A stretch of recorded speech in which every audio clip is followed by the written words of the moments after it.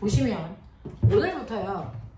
인간이 살고 있는 삶의 터전, 그 전체 공간, 인간이 살고 있는 삶의 터전 전체 공간을 우리 뭐라 그러냐면 그걸 싸잡아 지구계라고 부른다. 우리가 살고 있는 삶의 터전을 지구계라고 불러. 그 지구계는요, 그 아이들의 특징에 따라서 땅바닥을 우리가 지권 이렇게 얘기해요. 그 다음에 대기권을 우리가 기권 이렇게 부르고, 그 다음에 물을 수권이라고 부르고, 거기에 살고 있는 우리와 같은 아이들을 뭐라고 부르냐면 생물권이라고 부르고, 이제 우리가 우주여행도 하기 때문에 우리가 살고 있는 삶의 터전은 우주도 돼. 그래서 외권, 이렇게 5개를 지구계라고 부른다. 그래서 외권이 지구계에 들어간다. 기억. 자, 근데 이 중에 하나라도 문제가 생기면 다른 데 영향을 줄까 안 줄까? 당연히 줘. 됐어? 그래서 대기가 오염되면 대기에서 내리는 비에 의해서 직권과 수권이 오염이 되고 그걸 먹고 사는 생물들이 죽게 되는 거야. 됐어? 이런 식으로 서로 영향을 주고받고 있기 때문에 우리는 얘네들을 싸잡아 지구 시스템이라고 불러. 자, 그러면 얘네들이 각각 어떤 특징을 가지고 있는지를 알고 있어야 각각의 개별적 특징들도 우리가 이해할 수 있는데, 그 중에서 너네가 첫 번째 기억해야 되는 건 뭐냐면 기권이라고 하는 대기에 대해서 머릿속에 넣어야 돼. 자, 이 대기는 중학교 3학년 때 배웠던 거 그대로 반복하는 거야. 중학교 내용들을 그대로 머릿속에서 다시 끄집어내야 돼. 1학년 때부터 3학년 때까지 내용이야. 자, 대기를 우리가 기권이라고 부르는데요. 우리가 알고 있는 것처럼 이 대기는 여러 개의 기체들이 섞여 있는 뭐다? 혼합물이다. 그러면 기체들이 고르게 섞여 있는 균일 혼합물일까? 불균일 혼합물일까? 대기는 균일하게 섞여 있어. 그래서 대기는 여러 개의 기체들이 고르게 섞여 있는 균일 혼합물이야 라고 얘기하셔야 되거든요. 그러면 그 중에서요, 어떤 기체가 제일 많은데? 라고 하면 질소라는 기체가 우리나라나 일본이나 미국이나 다 78%를 차지한대. 제일 많대. 그리고 두 번째가 산소 기체인데 얘가 전체 기체의 21% 비중을 차지한대. 되겠어? 이렇게 대기라고 하는 거 안에는 질소나 산소가 고르게 섞여 있기 때문에 균일 혼합물이다 라고 하는 건데, 이러한 기체들이 땅바닥에서부터 지구의 중력 때문에 우주로 날아가지 못하고 층으로 형성되어 있는데, 땅바닥에서부터 몇 킬로까지가 대기층일까? 라고 하는 거죠. 자, 이거는 지표에서부터 똑바로 몇 킬로까지? 1000킬로까지 공기덩어리들이 존재한대요. 그래서 우리가 얘기하는 기권이라고 하는 건 지표에서부터 1000킬로 상층까지를 얘기해. 자, 그러면 이러한 기권을 우리가 분류할 때 중3 때 했으니까 머릿속에 남아있을 거야. 자, 땅바닥에서 똑바로 올라가면서 온도 변화를 보자는 거죠. 그래서 수직, 높이에 따른 기온 분포 이렇게 불렀어요. 됐어? 자, 그 중에서 땅바닥은 지구의 평균 기온, 적도부터 극지방까지의 평균 기온을 내면 그걸 우리가 상온이라고 하는데, 상온의 온도가 대략 15도에서 25도 사이이니까 우린 대략 20도로 놓고 생각해 보자. 이 얘기였어요. 그러면 땅바닥에서 똑바로 올라가면 올라갈수록 추워지니 더워지니? 추워져요. 그래서 땅바닥에서 똑바로 올라가면 기온이 낮아지다가 어느 높이에서 다시 높아지다가 급격히 낮아지다가 다시 높아지는 이런 형태의 기온 분포를 갖는다. 그래서 수직 높이에 따른 온도 변화에 따라 우리가 기권을 4개의 층으로 나누더라. 기억해봐. 자, 밑에서부터 이름 불러. 대륙권. 그렇죠. 대륙권. 성층권. 그 다음 중간에 있어요. 중간권. 그 다음에 열받았어요. 열권. 이 얘기죠. 근데 이제 기억해야 되는 거, 얘네들의 대략적 높이는 알고 가자. 0, 10, 50, 80, 1000 이런 정도의 높이를 가지고 있어. 됐어? 이곳에 공기들이 이렇게 고르게 섞여 있는 균일 혼합물의 형태인데, 그 중에서 공기의 양은 어때? 그러면 전체 공기의 양이 고르게 흩어져 있어? 절대 그렇지 않아. 밑에서 지구가 잡아당기는 중력이라는 힘이 작용하기 때문에 공기들은 아래쪽으로 쏠려 있어요. 그래서 전체 공기의 80%가 대륙권에 집중되어 있어. 됐죠? 자, 기온 분포를 보면 이런 모습이야. 자, 그 중에서 우리가 첫 번째 기억해야 되는 거, 올라갈수록 기온이 낮아지고 있네요 라고 하는, 올라갈수록 기온이 낮아진다 라고 하는 이런 모습을 가지고 있는 아이들이 있죠. 올라갈수록 기온이 낮아지고 있는 층이 있단 말이죠. 그래서 상대적으로 아래쪽은 따뜻한 공기가 있고요, 위쪽은 찬 공기가 있어. 따뜻한 공기는 공기 입자들 사이의 거리가 머니까 가벼운 공기이고요, 찬 공기들은 공기들이 빽빽하게 모여있으니까 상대적으로 무거운 공기를 형성합니다. 근데 무거운 공기가 위에 있으니까 무거운 공기는 내려오려고 하고요, 가벼운 공기는 위로 올라가는 무슨 현상이 일어날 수밖에 없니? 대류 현상이 일어나요. 됐죠? 이렇게 올라갈수록 기온이 낮아지는 곳이 어디냐면 우리 여기서 배운 것처럼 대류권과 중간권이 이 형태를 띠고 있고, 여기에서 이런 식으로 대류 현상이 일어날 수밖에 없어서 대류 현상이 일어나는 첫 번째 아래층을 대류권이라고 부르고요, 두 번째 여기를 대류권이라고 이름 부르면 이름이 겹치니까 중간권이라고 해준 거야. 알겠어? 자, 그러면 이렇게 대류 현상이 일어나면 안정적인 거니 불안정한 거니? 공기가 막 뒤집히는데? 불안정하죠. 그래서 대류 현상이 일어나는 곳을 우리가 불안정하다 이렇게 표현한단 말이죠. 됐죠? 자, 그러면 이렇게 불안정한 대류 현상이 일어나는 이곳에 바다에서 증발한 수증기까지가 합해지면 차가운 수증기가 위로 올라가면서 됐어? 더 차가워지니까 물방울로 바뀌어 뭐가 만들어지겠니? 구름이 형성돼. 그래서 그 구름들 안에 있는 물방울이 더 커지면 더 이상 떠 있을 수 없어서 엄청난 양의 비를 쏟아내는 무슨 현상이 일어나니? 네, 기상현상이 발생하죠. 비가 오는. 됐어? 이러한 기상현상이 일어나는 곳은 그러면 어딜까? 대류권과 중간권에 다 기상현상이 일어날까? 아니라는 거죠. 유일하게 기상현상이 일어나는 곳은 대류권에만 기상현상이 일어나고요, 중간권에는 기상현상이 일어나지 않아. 왜? 이 두 가지 조건을 중간권은 만족하지 못하기 때문이죠. 자, 중간권은 어떻습니까? 라고 하면 중간권은요, 대류현상은 일어나지만 수증기가 여기까지 올라오지 않아. 그래서 기상현상이 안 일어나. 대신에 대류권에는 대류현상도 일어나고 수증기도 있기 때문에 그 결과 기상현상이 일어났다라고 얘기하는 거죠. 되겠습니까? 자, 그래서 기상현상이 일어나기 위한 조건은 대류현상과 수증기가 공통적으로 존재해야 된다. 그래서 유일하게 기상현상이 일어나는 곳은 대류권밖에 없다. 알겠습니까? 이렇게 하시면 되고요. 그 다음에 거꾸로 올라갈수록 기온이 높아지는 곳도 있어요. 그래서 높이에 따른 기온 분포를 그래프로 그리면 높아질수록 기온이 이렇게 높아진대요 라고 하는 모습을 띠겠죠. 그래서 아래쪽은 상대적으로 차가운 무거운 공기가 있고요, 위쪽은 상대적으로 뜨거운 가벼운 공기가 있는데, 가벼운 공기가 위에 있으니까 안 내려오겠죠. 무거운 공기가 아래에 있으니까 안 올라가겠죠. 그래서 이렇게 되면 대류 현상이 발생하지 않습니다. 이렇게 올라갈수록 기온이 높아지는 곳이 어디냐면 바로 성층권과 어디가 그렇다? 열권이 그래. 그러면 대류 현상이 안 일어나니까 우린 얘네들 대단히 뭐하다? 안정적이다 이렇게 표현하겠지. 안정적이다. 그러면 이렇게 안정적이니까 사고가 발생하지 않아. 그래서 사람들이 많이 타고 다니거나 비싼 애들은 여기다 올려야 되겠지. 그래서 성층권으로 날아다니는 게 뭐니? 그 비행기. 그래서 성층권은 비행기가 날아다니는 항로로 쓰이는 공간이야.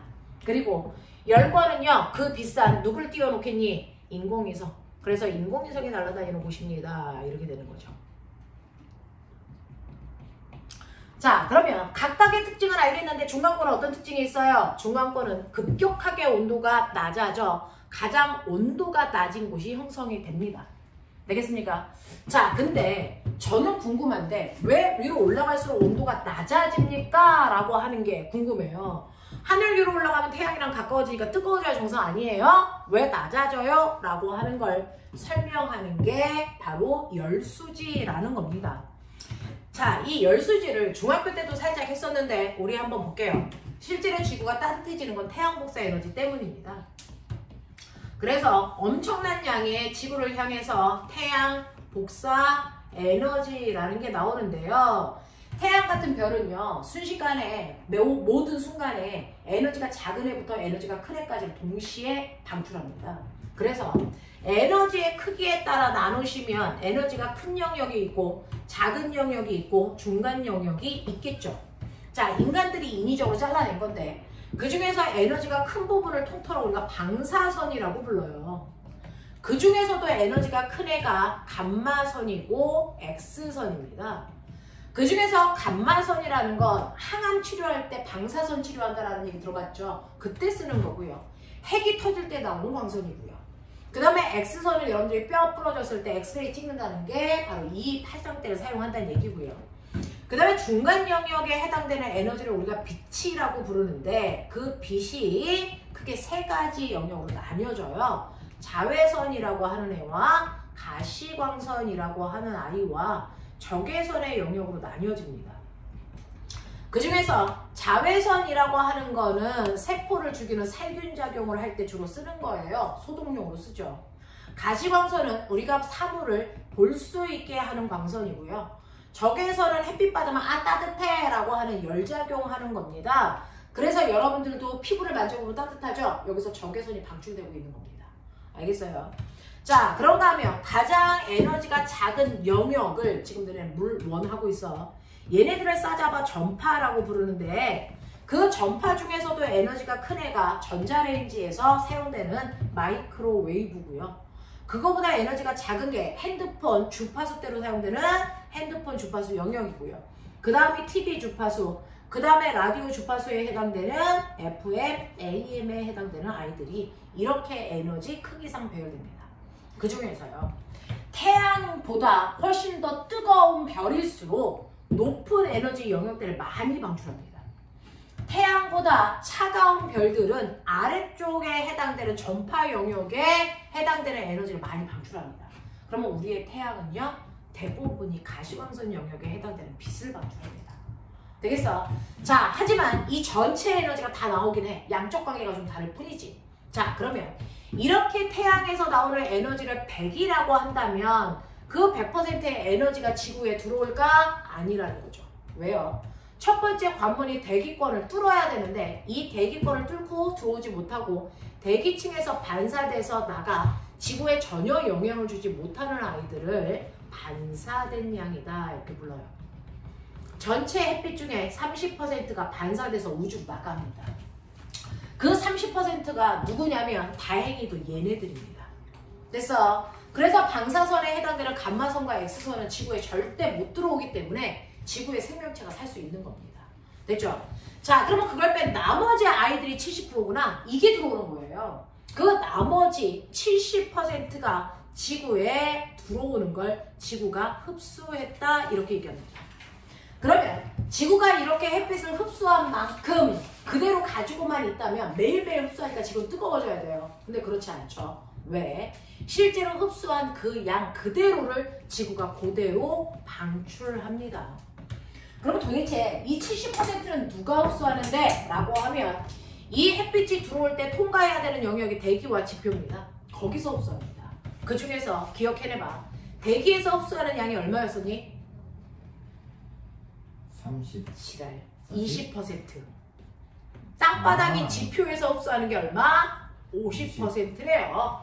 그래서 그 중에서 대기에서 주로 뭘 흡수할까요? 이 영역대에서. 뭐 흡수할 것 같아요? 바로 자외선이죠. 자외선은 누가 흡수하니? 대기에 있는 누가요? 오존층에서요. 됐죠? 그래서 대기에 있는 오존이라고 하는 오존층에서 주로 자외선의 영역에 해당되는 아이들을 흡수하는데 태양에서 나오는 자외선이 20%라서 20%밖에 못 흡수하는 거예요. 나머지는 대부분 가시광선의 영역으로 나오는데 그 가시광선의 영역을 누가 흡수합니까? 암석이 흡수합니다. 그래서 지표에서 흡수하게 되는 겁니다. 됐죠? 이런 식으로 얘네들이 각각 흡수했다가 내보낼 때 먹은 애가 내보내야 되죠. 대기에서 20%, 지표에서 50%의 에너지가 그대로 방출돼서 나옵니다. 되겠죠? 자, 이 방출돼서 나오는 광선이 근데 달라져요. 우리가 먹을 때는 음식이지만 나올 때 뭐야? 똥으로 나오잖아요. 먹을 때와 나올 때가 다르단 말이죠. 자, 똑같이 지구에서 흡수할 때는 자외선하고 가시광선이 주된 성분인데 이게 지구가 소화시켜서 내보낼 때는 적외선의 형태로 대다수가 나갑니다. 대다수가 적외선의 형태로 바뀌어서 나갑니다. 그래서 이름을 다르게 부르죠. 이거를 우리가 지구 복사 에너지라고 부른 거야. 알겠어? 하지만 태양에서 온 거죠. 자, 이런 식으로 지표에서 흡수한 거 50% 그대로 내보내고요. 대기에서 흡수한 거 그대로 내보내기 때문에 지구에는 열이 쌓이지 않습니다. 그래서 지구에는 항상 일정한 온도를 유지하는 지구 복사 평형이 유지된다. 알겠습니까? 이렇게 되는 겁니다. 이렇게 되는 겁니다. 자, 그럼 결국은 땅바닥에서 50%의 열이 나가고 대기에서 20%의 열이 나가니까 주로 열은 땅바닥에서 지글지글 끓는 열이 나온다. 이 얘기입니다. 그러면 땅바닥에서 지글지글 끓는 열이 나가니까 땅바닥을 여러분들이 난로라고 생각하면 그 난로에 가까이 있으면 뜨겁겠죠? 난로에서 멀어지면 추워지겠죠? 그러니까 땅바닥에서 멀어질수록 온도가 낮아지는 겁니다. 됐어? 이렇게 됩니다. 그래서 옛날에 과학자들은요, 이렇게 땅바닥에서 적외선이라는 걸 방출하기 때문에 실제로 온도가 땅바닥에서부터 중간권까지 낮아질 거다. 그리고 열권에서만 높아지는 이런 단순한 모양이 나올 거다 라고 생각을 했단 말이죠. 근데 이렇게 단순한 형태가 아니고 다시 온도가 올라가는 성취권의 영역이 생깁니다. 이유가 뭐 때문이에요? 대기에서 방출되는 열이 있기 때문이죠. 됐어? 그러니까 땅바닥은 큰 난로라면 여기에 있는 성층권에는요, 오존층이 있어서 얘가 자외선을 흡수했다 적외선으로 방출하거든요. 그래서 여기에는 작은 손난로가 있어서 여기만 따뜻해지는 거야. 알겠어? 이런 느낌, 이런 느낌. 됐습니까? 이렇게 가시면 되는데, 그러면 우리가 알고 있는 성층권에 오존층이 자외선을 흡수하는데요. 그럼 오존층은 성층권 전체에 있어? 아니요. 그 중에서 특정한 구간에만 있어. 높이 외워. 자, 성층권이 있는 곳은 오존층에 있는 곳은요. 성층권 중에서 20에서 30km 부근에 오존이 모여 있어요. 여기에서 자외선을 흡수했다가 적외선의 형태로 내보내니까 얘 때문에 뜨거워지는 거야, 주변이. 알겠습니까? 이렇게 된다. 그래서 오존이라고 하는 거를 화학식으로 쓰면 O3라고 씁니다. 얘는 성층권 중에서 20에서 30km 부근에만 형성되어 있다라고 하는 거 기억해 두시면 되겠죠. 됐죠? 그래서 이렇게 기권에 온도 변화가 생기는 이유 알고 계셔야 된다. 되겠습니까? 네, 하지만 전반적으로 중간권 위까지 올라가면서 온도가 낮아지는데 그 이유는 위로 올라갈수록 지구 복사 에너지가 감소하기 때문에 위로 갈수록 추워지는 거야 라고 하는 것도 기억을 좀 해두셔야 되겠죠. 되겠죠? 이게 기권입니다. 됐죠? 자, 그러면 기권이 그렇다면 우리가 서 있는 땅바닥 직권은 어때? 라는 겁니다. 이제 기권이 되는 거예요? 네. 자, 그러면 땅바닥 직권은 어떻습니까? 라고 하는데 우리 지구 동그랗게 생긴 이 지구에 우리는 겉에 이렇게 서 있죠. 자, 그랬을 때 지구를 지구형 피자로 이렇게 잘라서 보시면 됐죠? 이 지구형 피자 중에서 인간이 걸어다니는 지구의 껍질을 뭐라고 하니? 지각? 네, 우리 찬이가 제일 잘 아는 지각이요. 됐죠? 이 껍질을 우리가 지각이라고 불러야 된다. 찬이야, 네 거. 되겠지? 그리고 전체 지구에 가장 많은 부피를 차지하고 있는 게 두 번째 누구니? 멘틀. 그리고 그 밑에를 뭐라 그러니? 외핵과 내핵이라고 불러줘. 자, 그랬을 때 지표에서부터 대략 얼마까지냐면 6,400km까지가 지구의 반지름이야. 그래서 이 숫자들을 좀 기억하자 이제. 자, 그러면 이런 식으로 되어 있는데 우리는 이때 얘네들의 대략적인 높이를 보면요. 여기서부터 35km까지가 직권, 2,900km까지가 멘틀의 끝부분까지, 그 다음에 5,100, 6,400 이 정도의 깊이로 돼요. 됐죠? 그래서 지구 내부 중에 가장 많은 부피를 차지하는 건 누굽니까? 당연히 멘틀이에요. 지구 전체 부피의 80%. 됐어. 그 다음이 외핵이고 내핵이고 가장 작은 게 지각이라는 껍질이야. 되겠어? 이렇게 됩니다. 자, 근데 이러한 지구 내부의 구조를 보시면 우리가 실제로 안으로 들어갈 수 있어? 없어. 왜? 안으로 들어가면 점점 뜨거워져. 그리고 압력도 높아져. 그리고 밀도도 높아져. 와. 그러면 껍질보다 안으로 갈수록 훨씬 더 무거운 물질로 되어 있다는 얘기네? 왜 그래? 우리가 앞에서 배웠어요. 1단원에서. 지구는 뜨거운 액체 상태의 마그마 바다였죠. 그때 무거운 애들이 가라앉고 가벼운 애들이 떴기 때문에 아래로 갈수록 밀도가 큰 물질로 되어 있다. 이렇게 되는 겁니다. 그래서 여러분들이 보시는 것처럼 아래로 갈수록 밀도가 큰 금속 성분들이 많고요. 윗부분은 비금속 성분들이 많아. 그래서 윗부분에 해당되는 지각에 주로 들어있는 게 산소, 그 다음 누구? 규소. 이렇게 되어 있고요. 안으로 갈수록 산소와 규소의 양은 줄어드는 거고요. 대신에 이 산소, 규소의 빈자리를 누가 채운다? 철과 니켈이라는 금속들이 채워요. 되겠냐? 그래서 아래로 갈수록 밀도가 큰 겁니다. 그러면서 우리 알아요. 이 4개 중에 상태가 다른 거. 누굽니까? 이 4개 중에 유력의 상태가 다른 거. 이런 개놈의 새끼들아. 네. 지랄한다. 이 4개 중에 상태가 유일하게 다른 거. 누굽니까? 네. 외핵이죠. 얘만 무슨 상태? 액체 상태. 나머지 다 무슨 상태? 고체 상태입니다. 나중에 가면 멘틀은 대류예요. 마치 물처럼. 하지만 고체 상태라는 거죠. 그래서 유동성을 가지고 있는 고체야라고 우리는 배웁니다. 그래서 지구 내부에서 액체는 유일하게 외핵밖에 없다. 나머지 다 고체다. 되겠습니까? 기억을 좀 해봐 두시면 되고 그 원소들의 포함 관계는 이렇게 된다라고 하는 겁니다. 자, 그러면서 여러분들이 중학교 때 배웠지만 기억하지 못하는 게 있죠. 지각은 2가지가 있어요. 우리가 지각은 사실은 이렇게 생겼어요. 그래서 여기에 이렇게 바닷물이 고인 거죠. 낮이니까. 됐죠?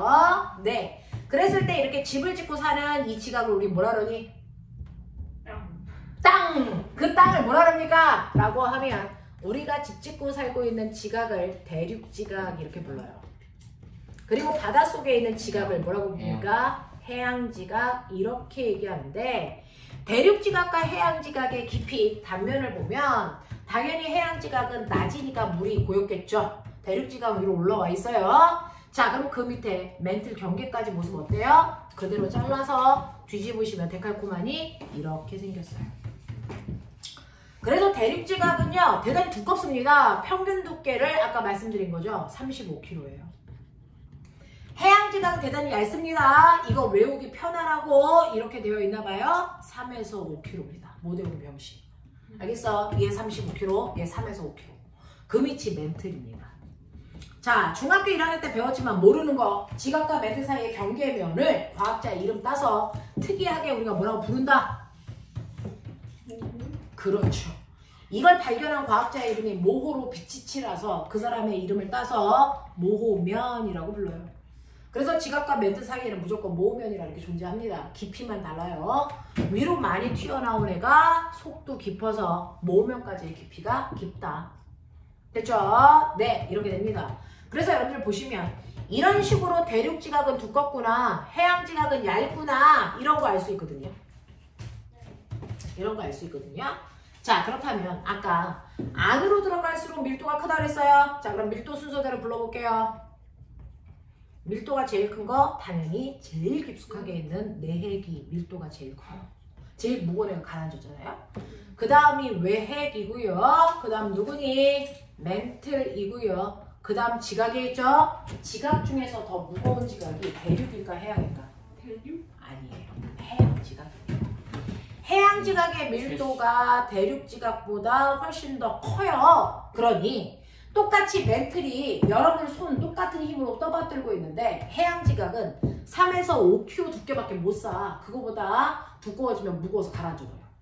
알겠어? 그래서 두께가 얇은 거야. 근데 대륙지각은 높게 쌓을 수 있어. 왜? 이 새끼 알고 보니까 스티로폼이야. 됐어? 그래서 두꺼워져도 별로 무겁지 않아. 그래서 두껍게 쌓을 수 있는 거죠. 그래서 밀도가 제일 작은 거 대륙지각이다. 요거 시험에 많이 나와. 밀도 순서대로. 됐죠? 해양지각보다 대륙지각의 밀도가 훨씬 작다. 왜? 라고 하면 어차피 지각과 멘틀은 돌이라는 암석으로 되어 있는데 너네 생각해봐. 돌 중에서 흰 돌이 있고 검은 돌이 있다? 누가 더 무겁니? 검은 돌일수록 무겁다. 왜? 실제로 돌은 산소와 규소로만 되어 있으면 흰 돌이야. 근데 거기에 금속들이 들어오면서 색깔이 탁해지는 거거든. 그러니까 금속 성분이 많을수록 검은 돌이거든요. 됐죠? 그래서 대륙지각은 주로 흰 돌인 화강암으로 되어 있어. 화강암질로 되어 있기 때문에 가벼운 돌이야. 근데 해양지각은 까만 돌로 되어 있어요. 제주도에 있는 검은 돌의 이름. 제주도에 있는 검은 돌, 돌 하루방 만들 때 쓰는 거 현무암입니다. 되겠습니까? 그래서 해양지각은 현무암질로 되어 있어요. 외우셔야 돼요. 그리고 멘틀은 더 까만 돌로 되어 있는데 가장 까만 돌의 이름이 감남암질입니다. 됐죠? 그래서 이 암석의 이름까지는 외워라. 되겠죠? 대륙지각은 가장 힘돌 화강암질로 되어 있고요. 해양지각은 현모암질로, 그 다음에 멘틀은 더 무거운 감남암질이라는 걸로 되어 있어요. 밀도의 크기 2.7, 3.3, 4. 얼마 이거 외울 필요 없어요. 그냥 밀도는 대소관계만 알면 된다. 알겠죠? 자, 이런 식으로 되어 있다. 이게 지구 내부다. 근데 이건 중학교 때 배운 거다. 그러면 고등학교 때 지구 내부 이렇게 안 나눠요? 이렇게 안 나눠요.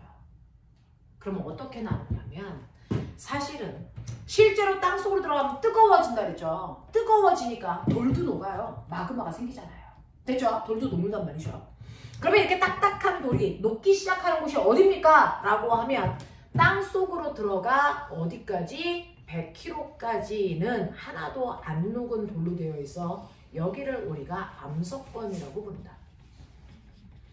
그 암석권의 조각을 뒤에 가면 다음 주에 배울 거예요. 판이라고 부릅니다. 판이라고 불러요. 그래서 대륙판, 해양판 이렇게 얘기하죠. 중1 때 배웠었는데. 자, 그 중에서 그러면 선생님 암석권이라고 하는 건 중학교 때 우리가 배운 누구예요? 라고 하면 암석권은 지각과 멘틀의 윗부분을 합한 거예요. 그러니까 암석권은 그냥 지각이다? 틀려요. 지각에다가 멘틀 상부까지를 포함한 게 암석권입니다. 그리고 이 100km보다 조금 더 들어가면 이제 돌이 뜨거운 열을 받아서 군데군데 녹기 시작해요. 군데군데 녹았지만 아까 배웠어요. 멘틀은 무슨 상태? 고체야, 액체야? 고체잖아요. 군데군데 녹았지만 팍 녹은 건 아니라는 거죠. 됐죠? 자, 이렇게 군데군데 녹았는데 더 신기한 거 안으로 더 들어가면 어떻게 될 것 같아요? 안으로 더 들어가면 오히려 딱딱해집니다. 왜? 센 압력으로 눌러버리니까. 됐어? 그러면 이렇게 군데군데 녹아있는 이 성질을 띠는 건 어디까지예요? 100에서 400km까지만 군데군데 녹아있는 상태를 유지합니다. 됐어? 그래서 우리는 여기를 돌이 좀 연약해졌네? 그래서 여기를 뭐라고 합니까? 연약권이라고 부른다. 그래서 너네요. 멘틀의 대류에 의해서 판이 움직인다 이런 얘기 들어봤어요? 그 멘틀의 대류는 전체 멘틀이 대류하는 게 아니고 연약권에 있는 부분만 대류할 수 있어. 알겠습니까? 그래서 연약권의 대류를 우리가 멘틀의 대류라고 부른 것 뿐이다 라고 하는 거 기억? 되겠죠? 그래서 고등학교 때는 암석권과 연약권이라는 단어가 새롭게 나온다. 그래서 시험은 얘네들이 포커스다. 알겠어? 깊이 외워라. 되겠죠? 네, 이렇게 된다라는 겁니다. 되죠? 자, 이게 바로 여러분들이 알고 있는 직권의 구조. 우리가 기본적으로 알아둬야 되는 거. 자, 그 다음에 마지막으로 수권 구조로 갑니다. 생물권, 외권 이런 거 안 합니다. 여러분들이 기억해야 되는 마지막 수권이라고 하는 거 물을 얘기하죠. 지구는 육지가 많니? 바다가 많니? 바다. 그래서 우주에서 보면 지구가 푸른별로 보이는 게 바다에서 빛봐서 하기 때문에 그래요. 육지와 바다의 비율 7대3. 네, 육지와 바다의 비율이 3대7로 바다가 훨씬 많습니다. 됐죠? 네, 보면 수증기는 기권이야, 수권이야? 기권입니다. 되겠어? 자, 그러면 이러한 수권에 있는 물을 보시면요. 물도 두 종류가 있죠. 우리가 먹어도 되는 물, 먹으면 안 되는 물. 맞습니까? 네. 바닷물은 먹을 수 없는 짠물이잖아요. 바닷물을 우리가 뭐라고 그러고요? 해수라고 하고요. 우리가 먹을 수 있는 육진물을 뭐라고 합니까? 담수라고 합니다. 지구 전체 바닷물이 대부분이에요. 97%가 바닷물, 물 중에서. 그래서 물을 100이라고 하면 그 중에서 바닷물이 차지하는 비율이 97%고요. 육진물은 3%밖에 안 돼. 사실은 3%도 안 돼요. 2.7 이 정도 돼요. 자, 그럼 육진물 중에 제일 많은 거? 빙하인 거 아세요? 빙하. 빙하가 한 2.3% 정도 차지해요. 됐죠? 육진물 중에 제일 많은 게 빙하입니다. 자, 그 다음이 바로 지하수, 강호수 이 정도의 비중을 차지한단 말이야. 되겠지? 네. 그래서 우리가 실제로 사용할 수 있는 물은 그렇게 많지 않습니다. 자, 그러면 이제 우리가 바다에 대해서 보자. 중학교 3학년 때, 중학교 때요. 우리가 해류도 배웠고 밀물, 썰물도 배웠단 말이야. 자, 우리가 고등학교 때 배우는 바다의 성질은 수온 분포입니다. 자, 그 중에 바닷물이 이렇게 있을 때요. 우리가 손으로 만질 수 있는 껍질 바닷물을 우리가 표충수, 안에 있는 물을 심충수 이렇게 불러요. 그 중에서 표충수의 바닷물의 온도요. 다 다르겠죠. 근데 이 바닷물의 표충수의 바닷물의 온도는 바로 위도가 나른합니다. 햇빛을 많이 받는 곳이 뜨겁겠죠. 그러니까 적도 쪽의 바닷물의 수온은 높고요. 극지방으로 갈수록 바닷물의 수온은 낮아서 위도가 나른한 온도 분포를 가져. 됐어? 근데 이 표충수가 아니고 표충수에서부터 심충수까지 바닷속으로 가면서 온도 변화는 어때요? 라고 하는, 됐죠? 표충수에서 심해까지 한 지점에서의 수온 변화를 보자는 얘기죠. 이거야. 그 중에서요, 표충수는요, 여러분들이 알고 있는 것처럼 지구를 이렇게 동그랗게 자르면요, 우리가 알고 있어야 되는 거 위도로 나누죠. 우리 가운데 적도를 위도값 얼마라고 합니까? 0. 됐어? 극지방은 위도 얼마입니까? 90. 그러니까 30도 간격으로 찢으세요. 그러니까 0, 30, 60, 90. 우리는 이렇게 간단하게 봐요. 됐죠? 그 중에서 0도에서 30도까지는 위도값이 낮으니까 저위도 지방, 여기를 중위도 지방, 여기를 고위도 지방 이렇게 불러요. 당연하겠죠. 자, 그 중에서 적도의 위쪽을 봤다. 여기를 북반구 이렇게 얘기해요. 적도의 아래쪽을 본다. 이걸 남반구라고 합니다. 됐어? 남쪽에 있는 구의 반쪽 이란 뜻이야. 자, 그랬을 때 적도를 기준으로 데칼코마니 또 접으면 이렇게 잘라요. 그랬을 때 여기가 위도 30, 60, 여기가 남극 90 이렇게 되겠죠. 똑같이 여기가 저위도 지방, 여기가 중위도 지방, 여기가 고위도 지방. 됐습니까? 이렇게 얘기한단 말이야. 자, 그랬을 때 여러분들이 우리나라가 있는 곳이 위도 36도거든요. 됐죠? 평균 위도 36도. 여기에 우리나라가 있어요. 그러니까 우리나라는 중위도 지방입니다. 됐죠? 우리나라 중위도 지방의 표층 해수의 평균 온도가 대략 한 22도 이 정도 된대요. 그러면 여기서부터 똑바로 바닷속 깊은 곳으로 들어가면 수온이 어떻게 될까? 당연히 변합니다. 왜? 바닷속으로 햇빛이 잘 못 뚫고 들어가요.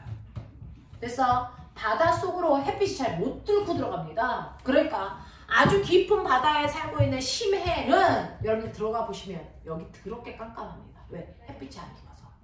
그러니까 심해에 살고 있는 물고기들은 눈이 퇴화되어 있어요. 빛을 사용할 이유가 없기 때문이에요. 되겠습니까? 이렇게 안으로 갈수록 햇빛의 투과율이 적으니까 당연히 안으로 갈수록 햇빛이 적게 들어오네? 추워지겠죠. 되겠어? 그래서 안으로 갈수록 온도가 이렇게 낮아져야 정상인데 이런 모습을 안 띄어요. 신기하죠? 이런 모습을 안 띱니다. 실제로 안으로 갈수록 햇빛이 적게 들어오는데 온도는 어떤 줄 아세요? 온도는 어느 깊이까지 안 변하고 일정하다가 뚝 떨어지다가 다시 일정하다. 배운 적 있어요? 자, 그 중에서 온도가 어느 깊이까지 안 내려가는 여기 왜 안 내려가요? 햇빛이 적게 들어가는데 그건 자, 바닷물 위에 있는 바람이 바닷물을 막 섞어주는 거죠. 그래서 찬물과 뜨거운 물이 섞여서 미지근해진 상태에 그래서 여기는 바닷물이 섞어준다 혼합층이고요.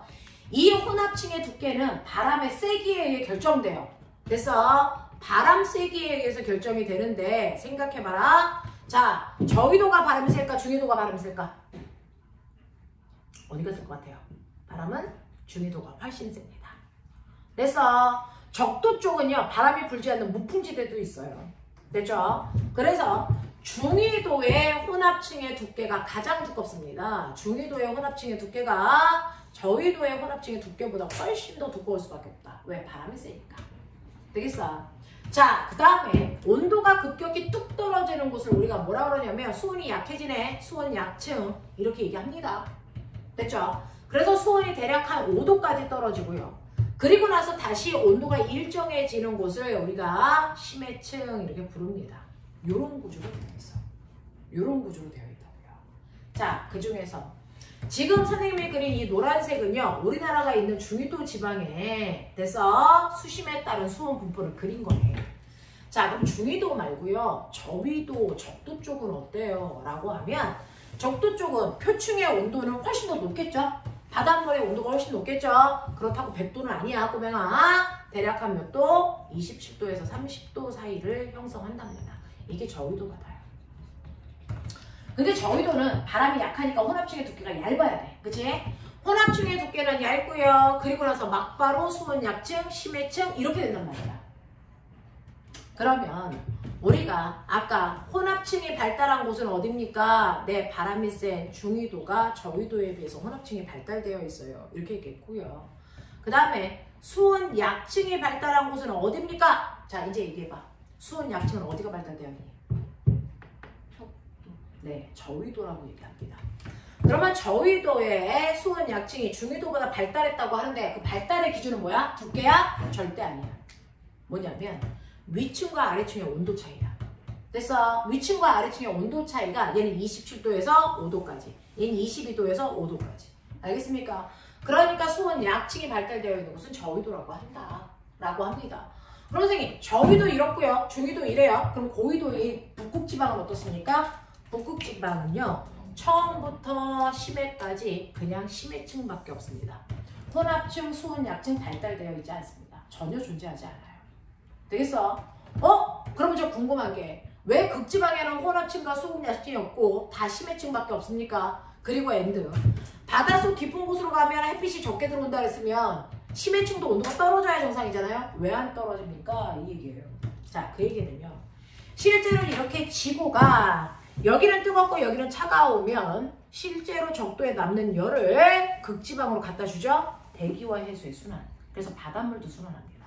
그러니 뜨거운 바닷물인 저위도의 바닷물이 고위도로 갈 거고요. 고위도의 찬 바닷물이 저위도로 내려옵니다. 해수의 순환이 일어나요. 근데 여러분들이 알고 있는 것처럼 극지방의 바닷물은 차잖아요. 차가운 애들은 무조건 무겁잖아요. 됐죠? 자, 그리고 적도지방에 있는 바닷물은 뜨겁잖아요. 뜨거운 애들은 무조건 가볍잖아요. 그러니 극지방에 있는 바닷물이요, 차가운 물이 적도지방으로 올 때 무거우니까 밑으로 가라앉죠. 됐어? 그 아이들이 뭘 만든 거야? 심해층을 만든 거예요. 됐죠? 자, 근데 어떤 애가 극지방에 있는 표층수가요. 됐죠? 극지방에 있는 표층수가 가라앉아서 중위도와 저위도의 심해층을 형성하는데 표층수의 온도는 항상 일정하죠. 되겠어? 그래서 그 표층수의 온도가 5도입니다. 5도의 표층수가 내려오기 때문에 심해의 온도는 다 5도인 거야. 알겠습니까? 이렇게 되면서 생각해봐라. 극지방의 표층수가 밑으로 가라앉으면서요. 극지방의 표면에 있던 물에 녹아있는 산소와 플랑크톤을 가져다가 심해로 공급해주는 거야. 그러니까 심해에 있는 바닷속 생물들이 그걸로 호흡도 하고 밥도 먹는 거야. 됐어? 근데 지구가 점점 뭐해진대? 뜨거워진대. 됐어? 그래서 극지방의 표층수가 점점 뜨거워지면, 됐죠? 얘가 아래까지 가라앉을 수 있을까 없을까? 이제 없어요. 그래서 위쪽까지밖에 못 갑니다. 그러면 이 심해층에 산소나 플랑크톤 공급이 될까 안 될까? 안 되죠. 그래서 아래쪽에 있는 생물들이 이제 산소를 공급을 못 받아서 죽어서 부패해서 바닷물을 썩는 겁니다. 이게 지구 온난화 때문에 나타나는 현상이고요. 이렇게 심해층이 썩기 시작하면 지구는 자정작용이라는 지구 정화작용을 못해요. 그래서 지구는 죽을 겁니다. 반드시 죽을 겁니다. 지구가 뜨거워지면. 알겠습니까? 이런 일들이 일어나고 있다. 이게 온난화에 의한 결과다. 알겠습니까? 이렇게 됩니다. 자, 그래서 수권이라고 하는 거 수심에 따른 온도 변화 기억해 두셔야 되고요. 넘어와 140페이지. 됐어. 자, 생물권은요. 자, 살고 있는 곳이 직권, 기권, 수권 가장 넓은 곳에 분포하고 있는 게 생물권이다 라고 하는 거 기억해 두시면 되고, 자, 근데 아까 선생님이 얘기한 것처럼요. 얘네들은 서로 영향을 주고받는 지구 시스템이다. 그래서 얘네들이 서로 영향을 주고받으면서 하나의 현상이 나타나는 거지, 그 현상은 하나의 영역에서만 나타나지 않는다. 예를 들어서 여러분, 태풍은 누가 만들어요? 자연. 자연에서 이 중에서 누구와 누구의 합작일까? 그거 묻는 거예요. 맞아요. 얘는 수권과 기권 사이의 상호작용으로 만들어진 거야. 됐어. 기권과 수권 사이의 상호작용으로 만들어진 게 태풍입니다. 이렇게 되는 거야. 그러면 지진은요? 직권. 네, 지진은 땅에 있는 아이가 됐어. 화산 같은 게 분출하는 거잖아요. 그래서 이러한 지진, 화산, 이거는 직권과 기권 사이에 상호작용을 일으킬 거다. 됐어. 광합성은요? 물권. 광합성은요 외권으로 봐도 되고요. 됐어? 우리는 지구로 들어온 햇빛을 사용하는 거니까 기권과 누구 사이에 누굽니까? 바로 생물권 사이의 상호작용이야. 이렇게 본단 말이야. 무슨 말인지 알겠어? 이런 식으로요 실제로 어떤 하나의 됐어 현상이 각각의 권역을 연결해주는 역할을 한다. 그래서 누구와 누구 사이의 상호관계 때문에 얘가 생겼니? 라고 하는 게 시험 문제예요. 이거 생각보다 아이들이 좀 어려워하는 경우들이 있어. 그래서 너네들이 보고 있는 것처럼 됐죠? 누구와 누구 사이에 상호작용은 뭐 생기는지 보는데 자 141페이지 가장 위쪽 보시면요 기권과 기권 사이의 상호작용. 그러니까 기권에서만 일어나는 건 전선, 일기현상 이런 것들이라고요. 되겠어? 근데 기권과 직권 사이에 상호작용을 일어나는 게 풍화침식. 됐어? 이런 것들은 기권과 직권 사이의 상호작용이고요. 기권과 수권 사이에 상호작용으로 나타나는 게 엘니뇨 현상이다. 뭐 이런 것들이 있어요. 됐죠? 그래서 이런 것들을 한번 읽어보시면 되겠죠? 그래서 이런 게 지구 시스템이기 때문에 하나의 문제가 생기면 다른 애들이 됐죠? 영향을 서로 주고받는다. 이렇게 됩니다. 자, 그 다음에 넘어오시면 142페이지 문제 풀어가지고 오시고 그 다음에 143페이지 보세요. 아까 선생님이 뭐라 그랬습니까? 실제로요. 지구에서는 태양 복사의 에너지의 영향을 받는다. 이랬죠. 그러면 꼬맹아 실제로 지구에서 어떤 변화들이 일으킬 때 변화를 주도하는 건 에너지입니다. 됐죠?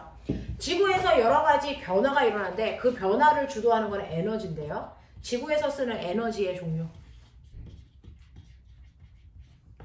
지구에서 사용하는 에너지의 종류는 크게 세 가지가 있는데 그 중에서 뭐니 해도 97% 태양 복사 에너지야. 지구에서 쓰는 97%가 태양 복사 에너지예요. 그러니까 얘 누구 때문에 나타나는 현상이야? 그냥 태양 복사 에너지로 찍고 보면 돼. 됐어? 태양 복사 에너지가 지구 변화의 97%를 주관하는 에너지를 줍니다.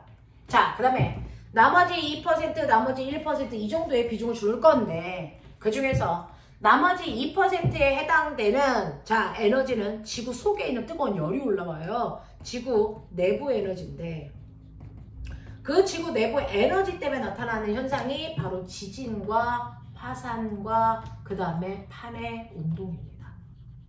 됐죠? 얘는 지구 내부에서 만들어지는 에너지 때문에 발생하는 현상이야. 됐니? 그 다음에 또 하나 여러분들이 알고 있는 밀물, 썰물 기억나요? 이거는 태양 복사 에너지가 아니고요. 달과 태양과 지구 사이에 모여 서로를 잡아당기는 만유 인력 때문이잖아요. 이걸 싸잡아서 우리는 뭐라고 부를 거냐면 이걸 합해서 우리는 그냥 기조력이라고 부릅니다. 기조력이라고 불러요. 됐어? 그래서 기조력이라고 하는 힘에 의해서는 밀물썰물이 생겨. 자, 선생님이 칠판에 몇 개 썼어요? 5개. 지진, 화산, 판의 운동, 밀물썰물. 됐어? 이걸 뺀 나머지는 어떤 게 와도 태양 복사 에너지다. 얘기했어. 선생님 믿어. 되겠습니까? 네. 그래서 여러분들 바람 불어. 뭐 때문이야? 여기 바람이라는 얘기 있어? 없죠? 바람 뭐 때문이야? 태양 복사 에너지 때문이야. 알겠습니까? 네, 석탄, 석유라는 화석연료가 생겨. 누구 때문이야? 여기 안 써있죠? 화석연료, 태양복사 에너지 때문이야. 이런 식이야. 알겠지? 자, 그래서 실제로 지구에서 사용하는 에너지는요. 태양복사 에너지, 지구 내부 에너지, 기조력 이거 3개 쓴다. 근데 선생님, 저기 있는 에너지 말고 난 또 하나 아는데 지구복사 에너지. 어디에 속해?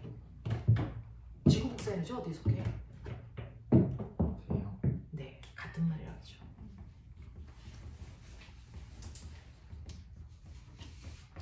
되겠습니까? 태양 복사 에너지와 같은 말이 지구 복사 에너지고요. 지구 복사 에너지를 지구 내부 에너지로 해석하는 순간 넌 뒤진다. 알겠죠? 다른 말이다. 알겠습니까? 네. 그래서 실제로 지구 내부 에너지를 사용하는 건 지진, 화산, 판의 온도, 그 다음에 밀물, 썰물은 기조력. 그걸 빼면 나머지는 무조건 태양 복사 에너지다. 알겠습니까? 이렇게 문제 푸시면 된다. 그래서 아까 말씀드린 것처럼 지구에는 이런 식으로 바다가 있어요. 바다가 있으면 바닷물이 순환하면서 비도 오고 눈도 오죠? 바닷물을 순환시키는 기본 에너지 어디 있을까요? 여기 바닷물 순환 안 써있죠? 태양 복사 에너지예요. 됐어? 태양에서 나오는 에너지를 흡수한 바닷물이요 뜨거워지니까 수증기로 바뀌어. 그 수증기가 대기의 상승을 타고 위로 올라가. 그래서 이게 물방울로 바뀌어. 그래서 물방울들끼리 서로 집단을 형성해서 떠다니다가 됐죠? 얘가 비가 돼서 다시 뚜루룩 떨어져. 그래서 낮은 곳으로 다시 돌아와. 이렇게 물이 한 바퀴 돌아 제자리에 돌아오는 걸 우리는 순환, 그 중에서도 물의 순환이라고 하고요. 물을 순환시키는 에너지가 바로 태양복사 에너지다. 알겠습니까? 이런 것들. 그래서 지구에서의 어떤 변화를 주관하는 거 97%가 태양복사 에너지야. 알겠습니까? 이렇게 된다라고 하는 겁니다. 그래서 오늘 너네가 가지고 있는 142페이지부터요. 됐죠? 142페이지부터 어디까지 문제 풀어와야 되냐면 민주! 숙제예요. 149까지가 숙제야. 아니다. 151까지가 숙제다. 됐죠? 142부터 151까지가 숙제. 여기까지 해가지고 오시면 되겠다. 오늘 여기까지 고생하셨습니다.